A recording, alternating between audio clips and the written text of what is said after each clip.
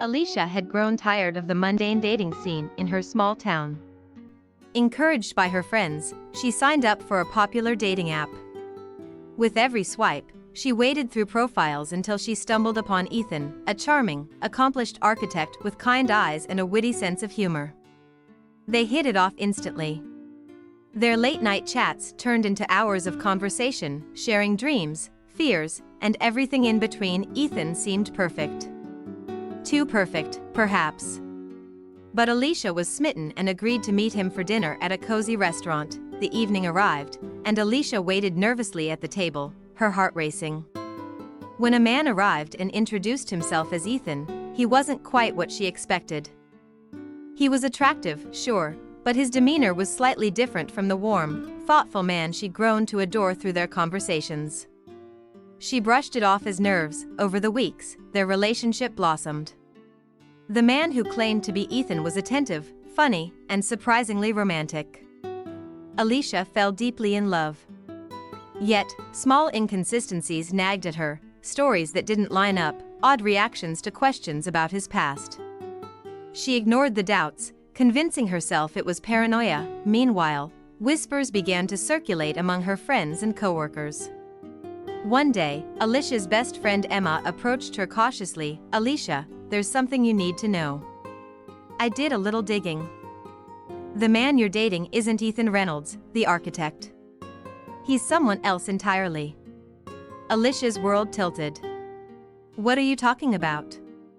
Emma showed her an article about Ethan Reynolds, complete with photos that didn't match her boyfriend. Emma explained that her boyfriend was likely impersonating Ethan, possibly even someone connected to his professional life. Alicia refused to believe it. "You're wrong. He loves me. I know him better than anyone," she insisted. Determined to prove Emma wrong, Alicia confronted Ethan. To her horror, he confessed. His real name was James, an administrative assistant who worked for Ethan.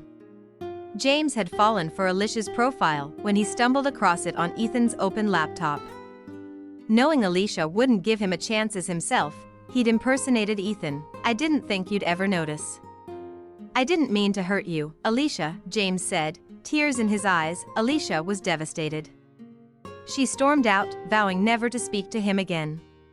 But as the days passed, she couldn't shake the memories of their time together, the way he made her laugh, how he knew her better than anyone. The betrayal was enormous, but so was her love for him. James, too, was racked with guilt. He spent weeks trying to win her back, apologizing and owning up to his mistakes. Finally, Alicia agreed to meet him one last time. "I don't know if I can forgive you, James," she said, her voice trembling. "I know I don't deserve it, but I love you. I always have, even when I was too scared to be myself. Please, give me a chance to make it right." Alicia's heart softened. She saw the sincerity in his eyes, the love he carried for her despite his lies. Against the advice of her friends, she decided to forgive him. Their journey wasn't easy. They went to therapy, worked through their issues, and rebuilt their relationship on a foundation of honesty. Eventually, Alicia realized that while the betrayal was painful, the man she fell in love with, the man who made her heart race, was James all along. Years later, at their wedding, Alicia stood before her friends and family and smiled. "Love isn't perfect," she said. "It's messy, unpredictable, and sometimes starts with a mistake. But it's also forgiving and true. And that's the love we share."